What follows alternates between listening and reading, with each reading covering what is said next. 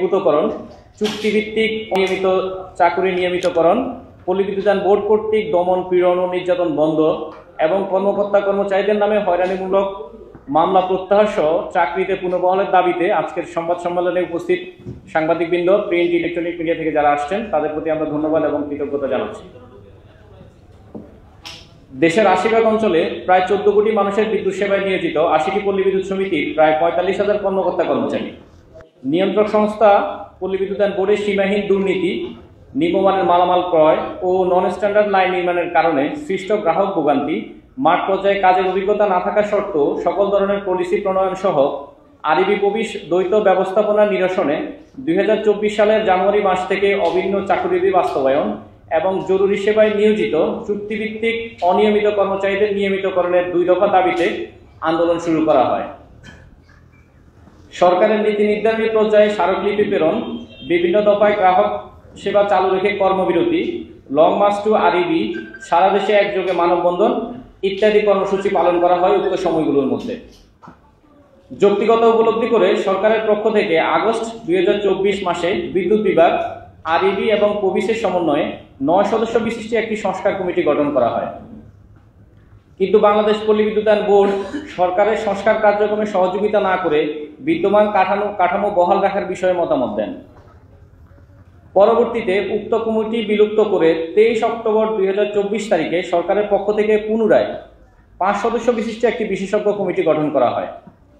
প্রায় ৩.৫ মাস অতিবাহিত হলেও কমিটির প্রতিবেদন সম্পন্ন হয়নি। জানা যায় যে বর্তমানে উক্ত কমিটিটি কাজ করছে।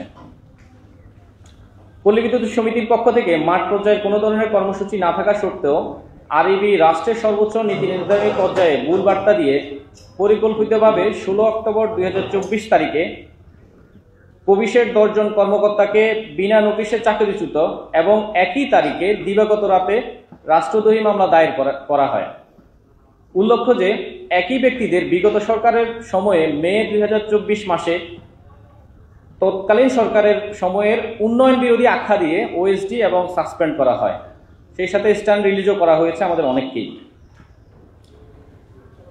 পরবর্তীতে ১৬ অক্টোবর যখন আমাদের চাকরিচ্যুত করা হয় এবং রাষ্ট্রদ্রোহ মামলা দেওয়া হয়, পরবর্তী দিন অর্থাৎ ১৭ অক্টোবর সকাল থেকে প্রবিসের কর্মকর্তাদের গ্রেপ্তার এবং ওই একই দিনে আরও ১৪ জন কর্মকর্তা কর্মচারীকে বিনা নোটিশে চাকরিচ্যুত করা হয় এবং যৌথ বাহিনী দ্বারা পল্লী বিদ্যুৎ সমিতির কর্মকর্তা কর্মচারীদের বেরোদক মারধর ও ধরপাকড় করা হয়, যার প্রেক্ষিতে প্রবিসের কর্মীরা আতঙ্কিত এবং কিং কর্তব্য বিমূঢ় হয়ে বিভিন্ন স্থানে বিদ্যুৎ বিভ্রাটের মতো ঘটনা ঘটায়। দেশকে অস্থিতিশীল করার জন্য যা ছিল আরইবির পূর্ব পরিকল্পিত ষড়যন্ত্র। পরবর্তীতে উক্ত অনাকাঙ্ক্ষিত ঘটনায় দুঃখ প্রকাশ এবং অন্তর্বর্তীকালীন সরকারের গঠিত কমিটির উপর আস্থা রেখে প্রবিসের পক্ষ থেকে সংবাদ সম্মেলন করে সকল ধরনের কর্মসূচি প্রত্যাহার করা হয়। প্রায় ৩ মাস কারাভোগের পর বর্তমানে আমরা জামিনে মুক্ত আছি। অত্যন্ত দুঃখের বিষয়, এত বড় ট্র্যাজেডি ঘটনার পরেও আরইবি থেমে থাকেনি। পল্লী বিদ্যুৎ সমিতির কর্মকর্তা কর্মচারীদের সাময়িক বরখাস্ত, স্ট্যান্ড রিলিজ, ওএসডি এবং নিজ জেলা থেকে গড়ে ৫০০ থেকে ৬০০ কিলোমিটার দূরে হয়রানিমূলক বদলি সহ নানান শাস্তিমূলক ব্যবস্থা চলমান রেখেছে। গত ১৫ ডিসেম্বর ২০২৪ থেকে ১ মাসে প্রায় ৫ শতাধিক কর্মকর্তা কর্মচারীকে শাস্তিমূলক বদলি করা হয়েছে। এছাড়া চুক্তিভিত্তিক কর্মচারীদের মধ্য থেকে লাইন ক্রু লেভেল ১ এবং বিলিং সহকারীদের চাকরি নিয়মিত করা হলেও মিটার রিডার কাম মেসেঞ্জার এবং লাইন শ্রমিকদের চাকরি নিয়মিত করা হয়নি। মিটার রিডারগণ যদি চুক্তিভিত্তিতে ৩৬ বছর চাকরি করতে পারে তাহলে তাদের নিয়মিত না করা কি অযৌক্তিক নয়? বেতন ভাতা বৃদ্ধি না করেও বিদ্যমান কাঠামোতে তাদের চাকরি নিয়মিত করার সুযোগ রয়েছে। এছাড়া লাইনম্যানের বিকল্প হিসেবে একই কাজ করা সত্ত্বেও লাইন শ্রমিকদের চাকরি নিয়মিত করা হয়নি। কিছু সংখ্যক নিয়মিত করায় যাদেরকে নিয়মিত করা হয়নি অর্থাৎ যারা বঞ্চিত হয়েছেন তাদের মধ্যে চরম অসন্তুষ্টি বিরাজ করছে। সর্বশেষ গতকাল ৩ ফেব্রুয়ারি ২০২৫ খ্রিস্টাব্দে পিরোজপুর পল্লী বিদ্যুৎ সমিতির একজন বিলিং সহকারী, যিনি আমাদের এখানে উপস্থিত আছেন, ওনার ফেসবুক পোস্টের কারণে ওনাকে বিনা নোটিশে কোনো প্রকার কারণ দর্শানোর সুযোগ না দিয়ে চাকরিচ্যুত করা হয়। তিনি আবার বৈষম্য বিরোধী যে আন্দোলনটা হয়েছে আমাদের যে দ্বিতীয় স্বাধীনতা, সেখানেরও একজন অগ্রণী ভূমিকা পালন করেছেন ওই সময়ও, চাকরিতে থাকা অবস্থায়ও। একটা প্রতিষ্ঠানে অভ্যন্তরে কি পরিমাণ কর্মী নিপীড়ন হতে পারে তার দৃষ্টান্ত দেখিয়ে দিয়ে যাচ্ছে পল্লী বিদ্যুতায়ন বোর্ড। আরবি প্রবেশ সংকটকালীন সময়ে মাননীয় চেয়ারম্যান হিসেবে যোগদান করেন সেনাবাহিনীর মেজর জেনারেল জিয়াউল আজিম স্যার। তার অনুরোধে এবং বিদ্যমান সমস্যার দায়িত্ব নিয়ে সমাধানের আশ্বাসে 27 আগস্ট 2024 তারিখে প্রবেশের পূর্ব ঘোষিত গণছুটি কর্মসূচি প্রত্যাহার করা হয়। আমরা এর আগে আগস্ট মাসে, আপনারা জানেন, আমরা একটা গণছুটি গণপদত্যাগের একটা কর্মসূচি দিয়েছিলাম। তখন সেনাবাহিনীর মেজর জেনারেল জিয়াউল আজিম স্যার নিজে উদ্যোগ নিয়ে এই সমস্যাগুলো সমাধান করবে বলে আমাদের সেই গণছুটি কার্যক্রম আমরা ওনার আশ্বাসে স্থগিত করেছিলাম। অত্যন্ত পরিতাপের বিষয়, পরবর্তীতে নিরপেক্ষভাবে সমস্যার সমাধানে আন্তরিক না হয়ে পল্লী বিদ্যুৎ সমিতির কর্মীদের দমন পীড়নের নায়ক হিসেবে তিনি ক্ষমতার সর্বোচ্চ অপব্যবহারের নজির স্থাপন করেছেন। প্রবেশের কর্মীদের বাক স্বাধীনতা পর্যন্ত তিনি কেড়ে নিয়েছেন। বিভিন্ন প্রবেশে মত বিনিময় সভায় যে সকল কর্মী সংস্কার এবং নির্যাতিত কর্মচারীদের পক্ষে কথা বলেছেন তাদের প্রত্যেককে দূরবর্তী স্থানে বদলি করেছেন। গত 21 জানুয়ারি বোলা প্রবেশে আরবির চেয়ারম্যান মহোদয় মত বিনিময় সভায় মিটার রিডার কাম মেসেঞ্জারদের নিয়মিতকরণ সংক্রান্ত দাবির কথা বলাকে কেন্দ্র করে ফেসবুক কমেন্ট শেয়ার কারণ দেখিয়ে 2 জন এবং পটুয়াখালী প্রবেশের 1 জন মিটার রিডার কাম মেসেঞ্জারকে বিনা নোটিশে চাকরিচ্যুত করেছেন। সেখানে চেয়ারম্যান মহোদয় নিজে দাঁড়িয়ে থেকে মত বিনিময় সভায় আপনারা যেভাবে বসে আছেন এরকম বসা থেকে একজনকে দাঁড় করিয়ে রেখে তাকে দিয়ে এক প্রকার জোরপূর্বক কথা বলিয়ে তাকে চাকরিচ্যুত করেছেন। তার সাথে তার আরেকজন সহকর্মীকে এবং একই ঘটনার পরিপ্রেক্ষিতেই পটুয়াখালী প্রবেশের একজনকেও চাকরিচ্যুত করেছেন। অথচ জাতীয় মিডিয়ায় আরবির দুর্নীতির বিষয়ে ব্যাপক প্রচার প্রচারণা হলেও আরবির সহকারী পরিচালক সমিতির ডিজিএমকে অকথ্য ভাষায় অশালীন এবং অসভ্যভাবে আচরণ করলেও বর্তমান চেয়ারম্যান মহোদয় আরবির বিরুদ্ধে কারো বিরুদ্ধে কোনো ধরনের ব্যবস্থা গ্রহণ করেন নাই। গত কয়েকদিন আগেও কালের কণ্ঠ পত্রিকা আপনারা দেখেছেন আমাদের 2 জন ডিজিএম মহোদয়কে আরবির একজন অ্যাসিস্ট্যান্ট ইঞ্জিনিয়ার এবং একজন সহকারী পরিচালক কি ধরনের অশালীন অসভ্য ভাষা ব্যবহার করেছেন, কিন্তু এই যাবতও ওই 2 জন কর্মকর্তার বিরুদ্ধে মাননীয় চেয়ারম্যান মহোদয় কোনো প্রকার ব্যবস্থা গ্রহণ করেন নাই। এছাড়া সংস্কারের জন্য জাতীয় কমিটি কাজ করা সত্ত্বেও আরবির কমিটির রিপোর্টের তোয়াক্কা না করে একই কাজের জন্য নিজস্ব কমিটি গঠন করে জাতীয় কমিটির কাজকে প্রশ্নবিদ্ধ করছে। প্রতিষ্ঠান প্রধান হিসেবে নিজের সমস্যার সুষ্ঠু সমাধানের উদ্যোগ না নিয়ে আরবির চেয়ারম্যান মহোদয় ক্ষমতার অপব্যবহার এবং অপপ্রয়োগের মাধ্যমে সেনাবাহিনীর সুনাম ক্ষুণ্ণ, পল্লী বিদ্যুৎ খাতকে পুনরায় অস্থিতিশীল করা এবং সরকারের পল্লী বিদ্যুৎ সিস্টেমের সংস্কার কার্যক্রমের প্রতিবন্ধকতা সৃষ্টির অপচেষ্টা করছেন মর্মে প্রতীয়মান হচ্ছে। সরকারের সাথে ইতিপূর্বে বর্ণিত সমস্যাসমূহের বিষয়ে পল্লী বিদ্যুৎ সমিতির পক্ষ থেকে একাধিকবার আলোচনা করা হলেও কোনো ধরনের আন্তরিকতা পরিলক্ষিত হয়নি।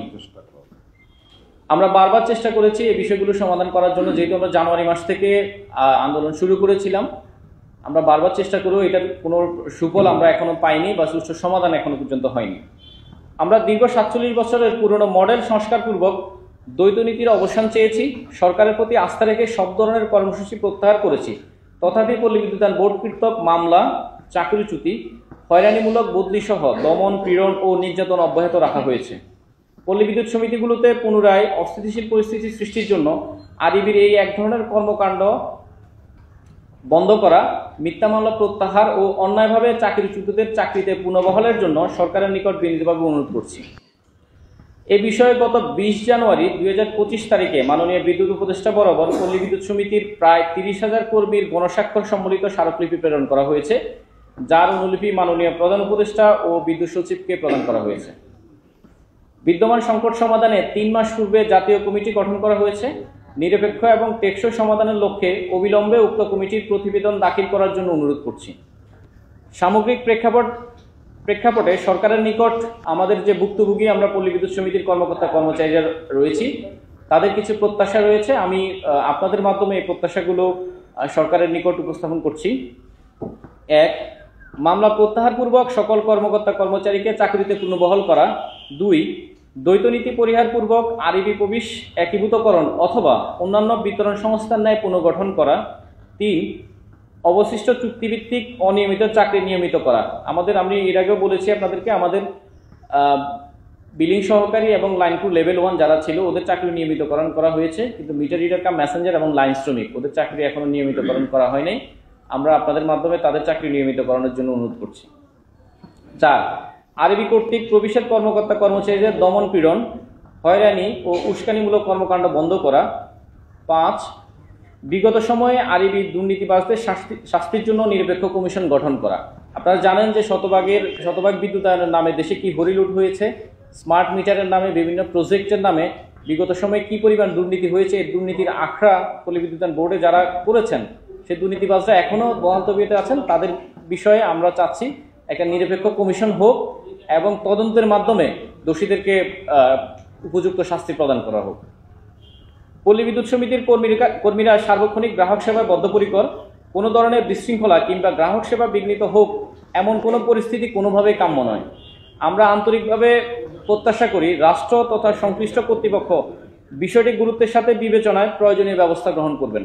আমরা জানুয়ারি মাস থেকে যে আন্দোলনটা হয়ে আসছে, বর্তমানে যেটা আমরা কোনো প্রকার কর্মসূচি প্রত্যাহার করে আমরা শান্তিপূর্ণভাবে সরকারের দিকে চেয়ে আছি, জানুয়ারি 2024 থেকে আমরা আপনাদের কাছে বিনীতভাবে আপনাদের মাধ্যমে সরকারের কাছে অনুরোধ করতে চাই, আরবি পিবিএস এর যে দ্বৈত নীতিমালা আছে, যে দ্বন্দ্ব আছে, এটা দ্রুত সমাধান করে একটা সঠিক এবং সুষ্ঠু কর্মপরিবেশ দেওয়া হোক।